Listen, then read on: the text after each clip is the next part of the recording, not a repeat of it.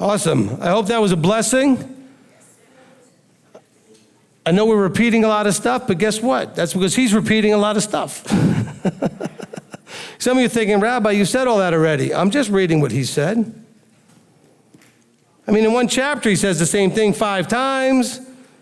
You know why he does that? Because we're stiff-necked and hard-headed. And some of you are mocking the fact that it's being repeated, and yet you're still not doing it. And by the way, that's why after Moses says it 57 million times, or said Yahweh through Moses, then the prophets go ahead and say it. Then Yeshua goes ahead and says it. Then the psalmist and David in the Psalms goes ahead and says it. Then Solomon went ahead and said it. We'll find it everywhere. Then the writers of the apostolic writings, Peter and James and John and Paul, they go ahead and say it. We're slow. We're kind of dense sometimes. And so he has to say it a lot. Because we're what do we call the children of Israel? You ever work with a child? How many times do you have to say it? Some of you are thinking, I haven't gotten to that number yet. They're still not listening. Maybe more than 70 times 7. You might do that in one burst of like, stop it. No, stop. No. You might get 70 times 7 right there. Come here. No, come. No, stop. No, come here. And he feels the same way. But he's dealing with adults that are supposed to be adults, but we're the children of Israel. Do you know there's not a single verse referring to the adults of Israel? I wonder why that is. All right, so this is the afterburn time. We do have a little bit of time. I was managing to kind of squeeze this into a little bit of time so we can at least have some Q&A. So if you do have any questions or comments about the teaching today specifically, or the teaching series, you can go ahead and do that. If you're on live stream, and some of you may be new to this ministry and have not heard the other teachings, especially the ones that I referenced specifically, then what you want to make sure to do, thank you, by the way. Manny did send me during the teaching a picture of me with the hand up going, he said, Illuminati confirmed. I almost skipped a beat reading the teaching when I saw that pop up. I'm just basically a cool surfer dude going hang 10. Okay, so, all right. So anyway, I was just saying something that completely got derailed. Okay, so if it's about this teaching, I get that. If you have questions about some of the things I referenced, please go listen to the teaching first. Because if you call me or call the number, 423-8, whatever, if you call our number or contact us, I'm going to send you there anyway. Don't be offended. That is the best way to answer your question. Now, after you've listened to the teaching and you still have a question, which is certainly possible, then you can call and I'll talk to you. So when I mentioned the millennium and kingdom, or I mentioned the Father and the Son teaching, or whatever I mentioned, and by the way, I have no problem doing this as far as in requiring you to listen to a teaching before answering a question, because they're all free. It's not like I'm saying you have to buy this teaching and then I'll talk to you. It's free. It's everywhere. It's on our website. It's on YouTube. It's on iTunes. It's on Podomatic. I mean, it's wherever. You can find it. And as a matter of fact, if you still can't find it, you can contact us and we'll mail it to you free. How's that?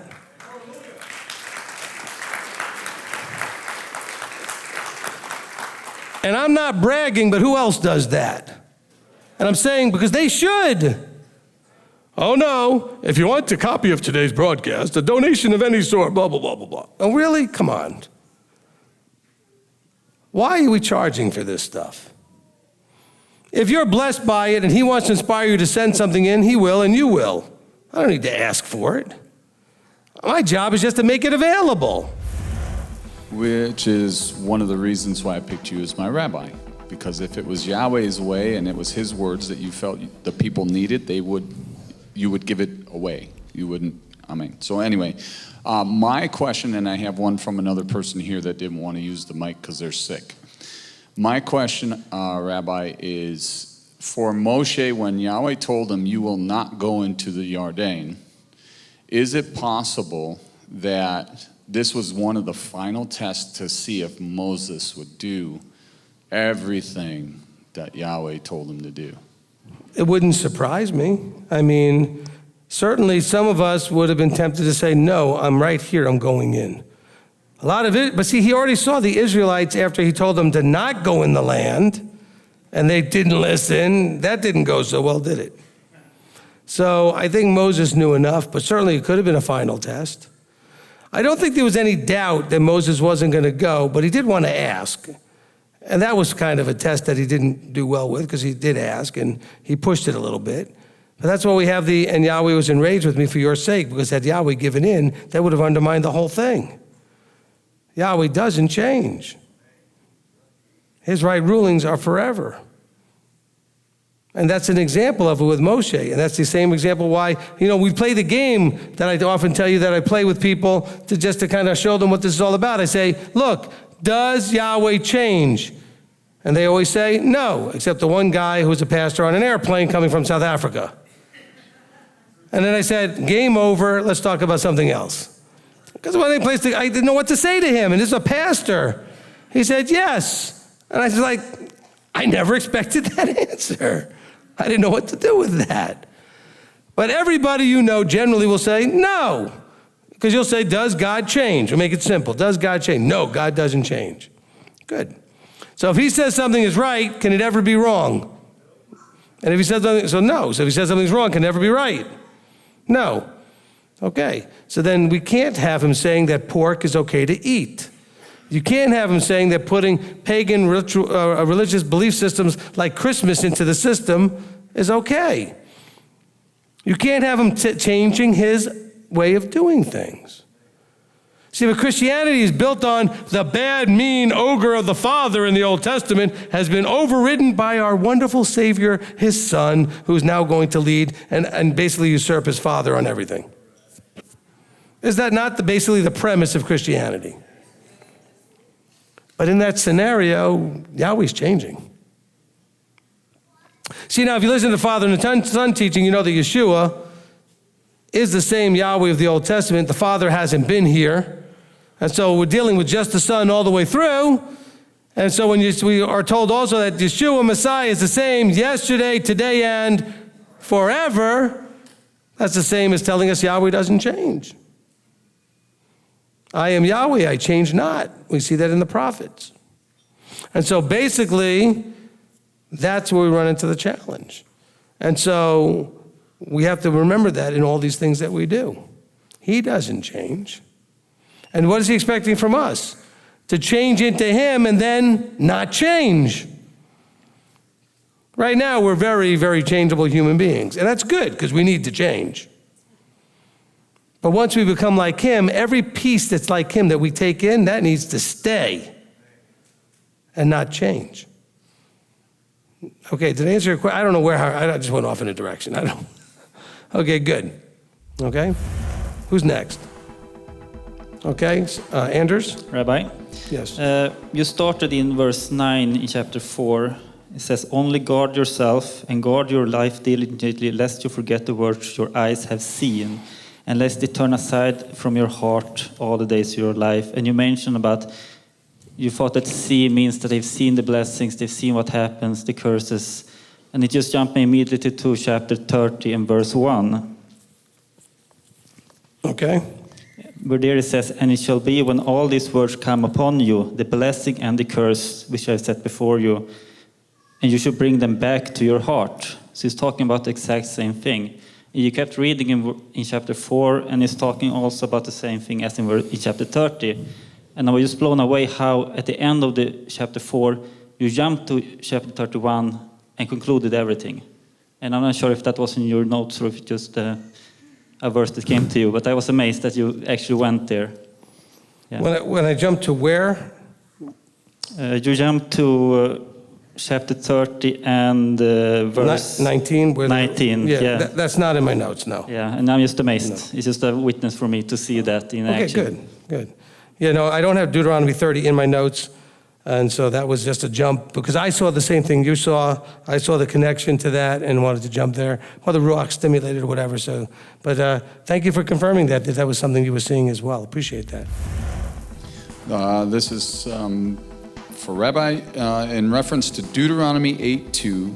He desired to humble us and test us in order to give us an opportunity to experience intimately knowing him and vice versa.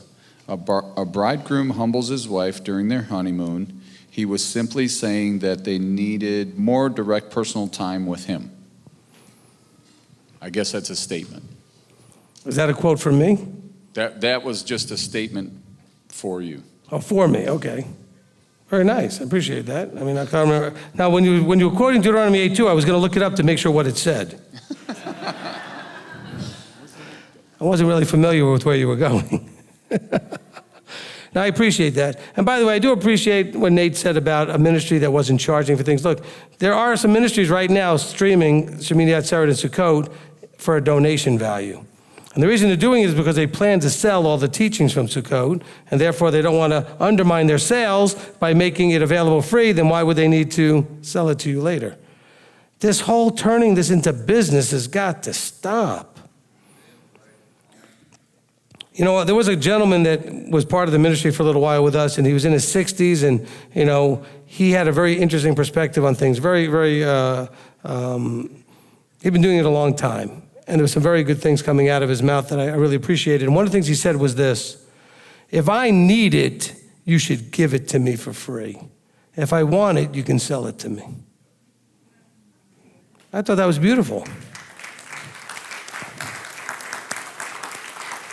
It's almost like the websites where they only give you sort of the light and fluffy, whatever, basic teachings for free, but you have to join to get the good stuff.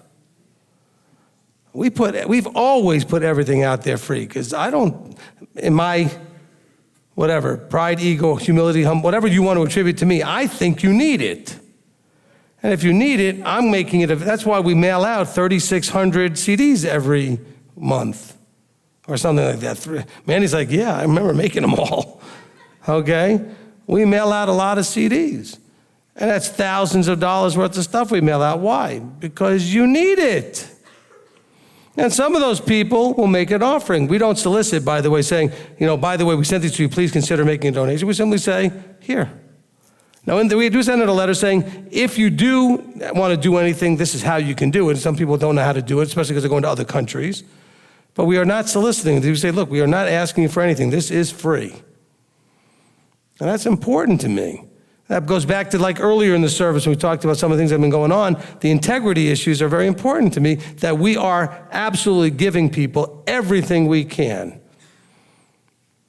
As long as we have the money to do it, we're giving it away. And this is because that's what he does. I mean, that's not because we want to impress everybody with how generous we are. I don't want you to have any reason to say you couldn't get it. That's my driving force. I don't want anybody to say, well, I couldn't afford it or I couldn't access it. We put it in every possible platform we can so that you can possibly get it. Okay, David? Thank you, Rabbi. Just a quick comment on the Afterburn to begin with, because I know a lot of us take it for granted now because we've been doing it for so long.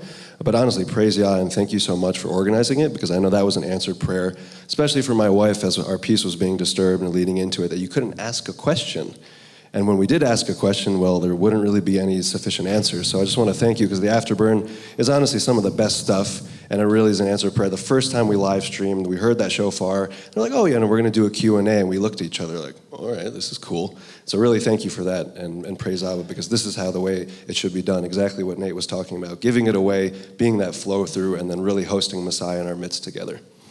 Amen. Let me interrupt for a second just to say this. We always took questions after every teaching, all the way back for the last 18, 19 years, whatever it's been that we've been doing this. And so that was important to me, because I wanted to know that you actually understood what I said. Because back then, nobody understood what I was teaching. In other words, it was all new to everybody. See, some of you are new, but you're in a room full of other people that are not so new. So they have different levels of knowing and understanding the stuff that I teach. But because I knew so much of what I was teaching was so different, I had no idea how it was being received, because a lot of people were looking at me like this. You know, I always want to have that cricket thing on my phone. You know, play that for you, you know? Okay? And so that's why I started right from the beginning. I don't even remember what started. I just started to ask, well, was that okay? Did anybody understand that? Then what you really want to praise is, and I want to praise too, is when we hired Marty. Because Marty was sitting there during these Q&As.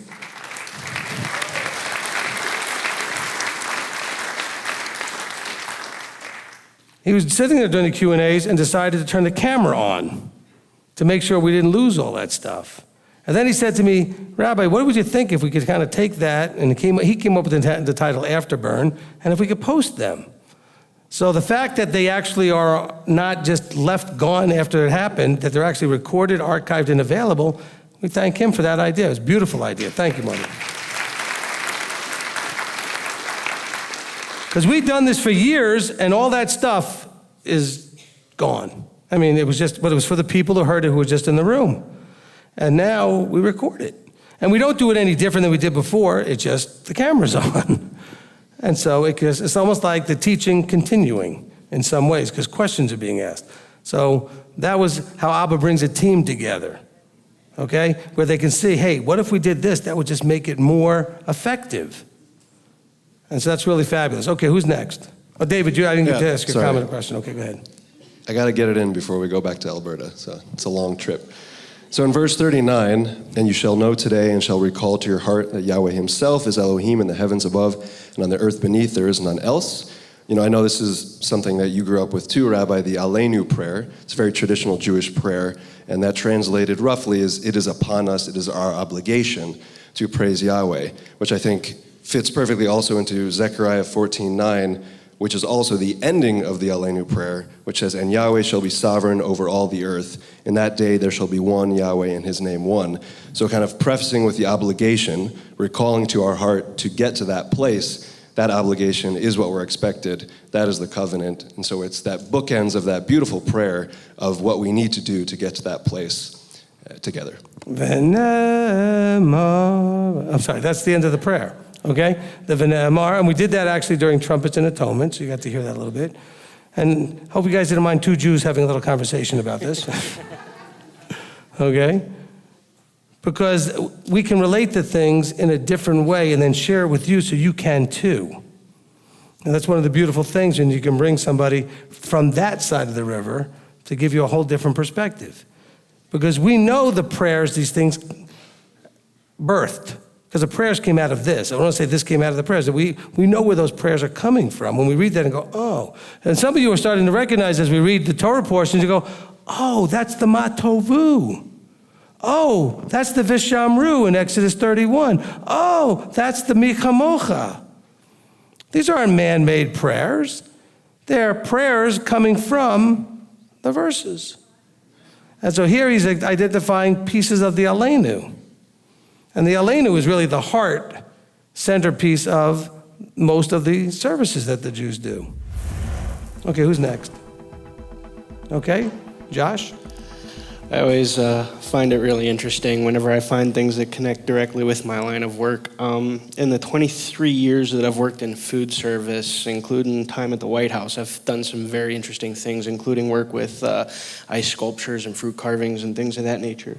And going into Deuteronomy 14, verses 16 through 18, about the likenesses and stuff, I've done some pretty interesting and strange carvings, and I wonder if that translates to that, to where like I would want to restrain from doing that type of work if, you know, somebody had a request for something of that nature.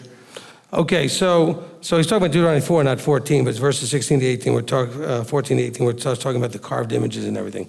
Deuteronomy 4, right? Yes, okay. That's correct, sorry. So, look, I mean, I would be using discernment. I mean, look, if you're doing it for a normal banquet, wedding, some other thing that's not oriented into some sort of religious thing, and you're simply making pretty ice sculptures and, you know, watermelon sculptures or whatever of, like, you know, a swan or this or a heart or whatever it is, I wouldn't worry about that too much. If they're starting to ask you to make something that looks like Dagon or Molech, you're gonna might have a problem.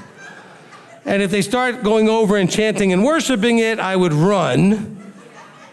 And as you're doing, say, by the way, I'm giving my notice. Okay? So, but that's probably not going to happen. Okay, basically, those kind of sculptures are just done to show that it's a higher level of formality and an extra special type of event. Because you're getting this extra touch of creativity and art being brought in that obviously takes a lot more caring and effort than your normal just serving of food. Okay? So I don't think that generally should be a problem. All right? Now, if you really want the good stuff, you need to go on the cruise. You knew I was going there, didn't you? My wife was laughing and pointing at me. Actually, we were disappointed because they weren't doing it anymore the last time we went. They had you ready for this? The midnight chocolate buffet. Ooh, all the ladies went, ooh. The guys were like, eh. Okay, but the ladies were like, ooh. And let me tell you something. When you got in line to go into it, it was 90% ladies. Most of the guys were in the casino, but the ladies were like, chocolate buffet, I'm coming. And they had chocolate sculptures. They didn't have the ice sculpture, everything was chocolate. Chocolate, anything could be dipped in chocolate, made of chocolate, chocolate in it, chocolate on it, didn't matter. It was, wow. And that's what you need, by the way, at midnight. You need to be stuffed full of a bunch of chocolate because you're going to stay up till 4 like a smart person and wake up at noon. Just saying. And all of you for my anniversary who gave us chocolate, I've been eating it just around 12, just so you know. Okay, to get that burst. Okay, who's next? I know all of you are expecting chocolate buffets to be a part of this conversation. Okay, let's go. Okay, Janet, go ahead. Yes, Rabbi. I was on chapter 8, verse 3, when it says, "And he humbled you and let you suffer hunger and fed you with manna, which you did not know, nor did your fathers know, to make you know that man does not live by bread alone." And this is the part that stirred me a little bit, that you know that man does not live by bread alone, but by every word that comes from the mouth of Yahweh. So I've been thinking about this verse and trying to figure out exactly what that means. Maybe you can help me. What I'm getting is that Abba Father sustains us, sustains this life, but also by his word, we get to the eternal life, which is the real life. But then at some point in your teaching, you were connecting it with one of the Beatitudes when you said, "Blessed are the ones who hunger for righteousness, for they will be filled." That's the part that I did not get, so if you can elaborate a little bit more, the linkage between the two, please. I'm going to refer that to the Rebbitzin and her program, and it's going to be available. No. Okay? Because he's trying to tell you that if you're hungering and thirsting, it's only his word that's going to fill you so that you can be satisfied in full. Because remember, when you had your peace disturbed, I usually use the finger like poking you and kind of irritating you, right? And you started asking, seeking, and knocking. It wasn't until you found Torah that you started to find satisfaction for that hunger and thirst. So it's those who hunger and thirst for righteousness will actually have that filled. Does that answer the question? Okay, good. Excellent. And by the way, when we were talking about, because now that I got it in my brain, the chocolate buffet, they should have had next door the room with the milk and honey, because you need milk to go with the chocolates. I'm just saying, okay. Now, who's next? In the back, okay, Kurt, live stream or Kurt, which either way? It's live stream. Okay. I have Georgia wants to know, how can I tell when the commands/covenants are for the nation Israel? I want to be careful to do the maximum, so should I even try to make that distinction? No, I mean, look, there's the ones that are not for you, but for the nation as far as commandments. It's not so much that they're for the nation. Some of them are the ones that you only can do in the context of a nation. Like, for example, if somebody does whatever would normally get a stoning offense, you cannot stone them now because that requires a nation with judges and the courts and the whole thing. So there's some laws that you just can't perform because you need the whole structure to be in place. Not very many of them necessarily that you're normally thinking about, because most of those laws that are for that, you don't spend a whole lot of time being taught or studying or anything else. Temple service related things, because after all, there's no temple. Things regarding, the portion that's for the Levites, well, only the Levites need to worry about that. There are things that are for corporate structured setup. Now, The thou shalt and thou shalt nots, generally those things are all for you. Now, we're not talking about promises, etc. We're talking about when he says that you have to have equal weights and equal measures and all the 10 commandments and all the other laws that you find all throughout Exodus and Deuteronomy and Leviticus, etc., which is where most of the laws are. They're probably mostly for you. Now, if you're not sure, here's the really beautiful thing. There's a structure, if you're choosing to be in it, that will answer those questions. And so if you're not sure, you can contact the headship that you can choose to be under and say, I'm not sure if this is something that applies to me. And so you can ask.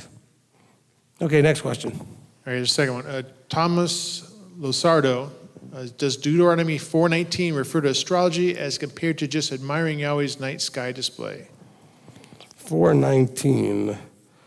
Unless you lift it, it's really talking about the worship of the sun, the stars, and the moon. I mean, it could be talking about things like astrology, but it's really specifically talking about sun worship, moon worship, and that kind of thing. But when it talks about the stars, that could be certainly adding the astrology in there as well. But it's talking about it from a worship point of view. I mean, I look up at the stars and I'm very, very much awestruck about what Yahweh has done. I don't then bow down to them, but I might bow down to him because he's the one that placed them there. Okay, over here, Manny. I just want to bring it back a little bit to the whole CD thing. When I first started working for you, I've always been about customer service, and when I was managing stores, you know, as much as you wanted to help, it was about minimizing costs at all costs. So with you and reading, you know, I guess it was my own test and witness about you. You'd get these letters, and people oftentimes didn't know what they wanted. So in not knowing what they wanted, they would write to you, and you would give me the letter, and you'd say, you know, they'd mention a couple of the teachings, and I would ask you, you want me to just give them those couple? And you're like, no, just send them the whole thing. And I was like, what do you mean the whole thing? Like each one of those that they mentioned? No, just pack it all up and send it off. And it was the non-hesitation that you had that taught me, like, blew me away. It was that heart, like, nope. And it's not just because it's a ton of CDs to pack up, but it's because it's a ton of CDs to pack up and ship out. You know, and I couldn't believe that you're always, like, without a hesitation about cost or anything. It's always, yeah, just go ahead and pack up everything. And then I wouldn't know, like, does that include the heart of the matter or just, you know, like, and no, he included every single CD.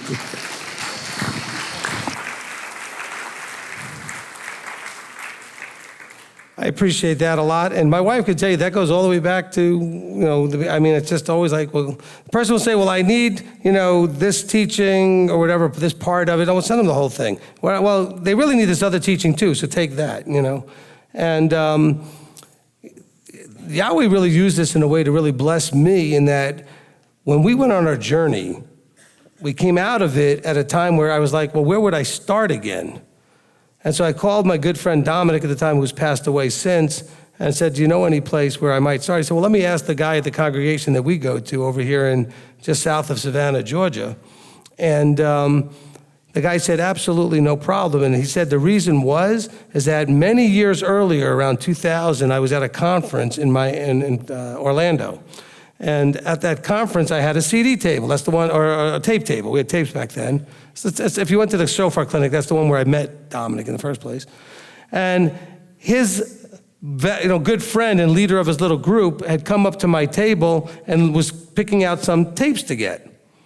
And I think we were actually selling them for like a nominal $5 or $2, whatever we were trying to do with that. Or we actually had packages, I'd get 20 of them, whatever. And so he's picked out the ones that he wanted, and I saw what he was doing, and he said, well, what do you think of this? I said, well, actually, what if you're gonna do that, you need this one and this. He says, no, but I only want to buy. I said, that's okay, you need them. And I just kept handing him more stuff. And said, take it. And he remembered that, and because of that, he was very willing to let me have a microphone and relaunch the ministry. So you don't know, that's fruit over like 10 years later. Okay, fruit that didn't happen for 10 years. That was bore fruit for him, but I didn't receive anything back from it for 10 years. I wasn't thinking one day this guy's probably going to help me. I just said, well, I know you only pick those, which is why I don't sell them anymore, because people need whatever they need. Just send it all. If someone's on the phone with me saying, well, here, I'll send you these other ones. You need those too. And so when he says that, we have people, by the way, that do say they like all of them. How many times do we send those out? I mean, we send a lot of them out. And all means 300 and something CDs. I mean, or whatever it is. And so we got big boxes we put them in. It's a lot of CDs, and it weighs a lot, and we ship them out, and that's how it goes. And these are people we might not know or know very well or anything else. They just ask, and we send them. If they're just trying to waste our money and resources, Yahweh will take care of that. I don't mean take care of them, He'll just take care of us. Make sure that we don't get, hindered by the fact that somebody's just trying to mess with our resources. And so I appreciate that, man, because, when he came to start, he was like, I don't know how this guy really operates. But in most operations, they're trying to cut costs, like you said, and cut corners and make sure. And I just say, send it. Just send it. What? It blew you away. I appreciate that. See, and I forget because that's always the way I've been, so I don't realize or think that anybody's going to be blown away by that. I mean, it's just always been. And Julie will tell you this, if you ask my wife, whenever our financial situation is sort of stagnated or gotten challenging, I always say to her, we're not giving enough away. Find more ways to give stuff away. That has always been what we did. We used to actually have on the table not only the tapes, but also soft-covered scriptures, hard-covered scriptures, Come Out For My People, Fossilized. We used to have all of that stuff on the table on Shabbat. People were like, oh, it's Shabbat. I said, it's all free. Well, how much is your suggested donation? There is no suggested donation. Well, how much are they? Don't ask me today. It's Shabbat. You want one? Take it. You want to put something in the box? Put something in the box. That's an offering. But how much do they normally go for? Take it and put something in the box. I'm not playing that game. She'll tell you that's the way those conversations went. Because you've all been in those places with suggested offering. That's selling. Don't kid yourself. Don't be a hypocrite. You're selling. And people tried to kind of twist me into it because people, at that time, we didn't have websites with our price list and everything. They came in and go, well, how much is it anyway? Well, what's it cost you? Not today. You want it, take it. You want to put something in the box, put something in the box. And we lost money, actually, most weeks. Abba still took care of us, though. It was a small congregation between the tapes and the books and everything else, and the small amount that went in the box. Uncle Bob knows this to be true. He was with us back then. Remember the table with all that stuff on it? We gave away more Bibles than we sold. Every year, I'm sure we gave away more than we sold. And that's not bragging. It's that we're trying to set an example. And that people like Manny saw that, and it moved him to say, you know what, I might be in the right place. This is an example maybe I need to start following in my life. And that's all we can do, right, is set the example. All right, where's the mic? And by the way, for all those of you that are watching, if you do have the ability to download. Don't ask for the CDs. Why would you cost us money if you don't need to? All right? But if you have bandwidth issues, or if you've got technology issues where you really need a CD, then absolutely, please let us know and we'll send it to you. That's what we're here for. I mean, I've got $4.7 million. We can make as much as we want. We don't have that. You guys who are watching now, we're not here for the earlier service. That's a joke. Anyway, on this side, go ahead, Nate. On that note, I have to repent to you if I haven't already. When we first came here, I looked at my wife and I saw all those CDs on the table. And I went, oh, he's another guy selling stuff. And then I went over and I don't even know who I was talking to. And then I heard they were free. I was like, oh, man, I've never heard of that before. Now I repented to my wife because I did mention it to her. She was the only one I mentioned it to. And the thing that I noticed that is different because I know a lot of Messianic teachers that are really nice guys, but they sell all their stuff. And that turns me away from that because, like I said, if it's from Yahweh, if it's something that we need, why are you selling it? So it's like water. Why would somebody who needs water, why would you sell it to them if they really need that water? You want to see that they're nourished. And I noticed that what they are selling is informational. It's good information. It might be interesting. It might pique my interest. But what you're selling is not really selling. You're giving away a way for us to learn how to be transformed from who we are now into what he is, and it's relational. Amen. And you believe in what you believe in. Amen. And that's, it's just the heart of the matter. Amen. I mean, look, that's always been the model that he's told us. Same reason why we don't take up an offering. The box just is in the back. That's all we do. You know? I mean, I've told this story. I mean, one year when we first came back into ministry, somebody kept from a background where the ministries they've been a part of always took up an offering on the first holy day and on the last holy day. And so I'd never done that. And for whatever reason, I said, okay, we'll do it. Because he was like really persistent, like, well, you need to do one. I mean, we're coming, we're expecting an offering. Okay. So it's the first holy day. We're almost done with services, just like we are right now. And he's kind of raised his hand going, aren't you going to do the offering? And I'm like, oh, I totally forgot because we've never done one before. And we didn't have anything to put it into. We were at a place where we were cooking for ourselves. So we went and got a bunch of big mixing bowls and salad bowls, and we didn't know what to do. And we passed them around and everything else. And when I went back to the room where I got to see what ended up in the offering box, we had probably 125 people at that feast, almost 200. I mean, it was a pretty good size to cut. We had 120 something, whatever. And there was probably not even $100 in there, maybe 200. Which is not a very big offering on a holy day at a feast. And so I looked up at the sky saying, okay, I get it. We're never doing that again. I never was supposed to, never did. Somehow got, again, influenced to say, okay, give something a shot just because this guy wanted it. And I said, well, I like to please people, and let's just go ahead. And so the next day, I said to everybody, this box, as it always has been, is over on this table, and all week long, if you're ever moved, that's where it is. No more offerings. Took the box home, not home, but back to the room later that day, and it was not only filled with some money, but there was a stack of 20s in a bank tape that wouldn't have fit through the slot in the box.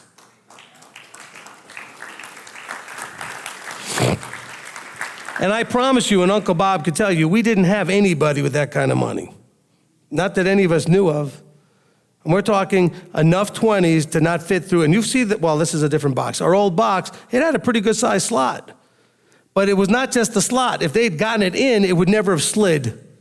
That thick an amount would have just been standing up in the slot. And so we know how it got there.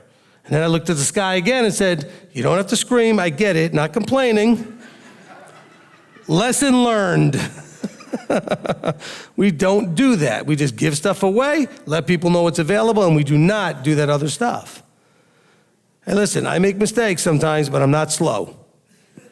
Okay, he got my attention real quick, and that's all we do. But that's how he does things just to get your attention. Almost nothing in the box. So the first time you did the wrong thing, here's an abundant blessing. We did. It's like we do with kids, right? You do a good job, here's a cookie, here's this, here's that. You mess up, we take things away, it's not what you expected. That happens in your life all the time. Are you paying attention? Are you learning lessons? It is now almost 6 o'clock when we have time for dinner, so we need to wrap this up. Is there anybody else with an urgent anything that needs to be covered? No. Okay, I hope this was a blessing. We're at the end of our whole feast.